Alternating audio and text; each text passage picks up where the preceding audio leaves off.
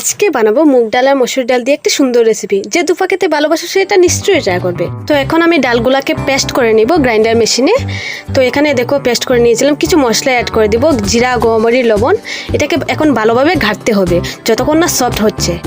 মটরশুঁটি ডালটা দিলে কিন্তু আরও সফট হয়, যেহেতু আমার ঘরে ছিল না তো এটা দিয়ে মানিয়ে নিলাম। তো আমার তেল গরম হয়ে গেছে, ছোটো ছোটো করে ডালের বড়াগুলো প্রথমে মানাই লইমু। এই তেলের মাঝে একটু তেল দিয়ে আমাদের তরকারির সবজিগুলো বেজে নিব। একটা বাটির মাঝে মশলা গুলে নিব। তো এখানে দিলাম জিরা, গোয়ামরি, হলদি আর লঙ্কার গুঁড়ো দিয়ে জল দিয়ে ভালোভাবে গুলে নেব। এদিকে আমরা তরকারির সবজিগুলো ভাজা হয়ে গেছে, তো এগুলো উঠাই লইমু।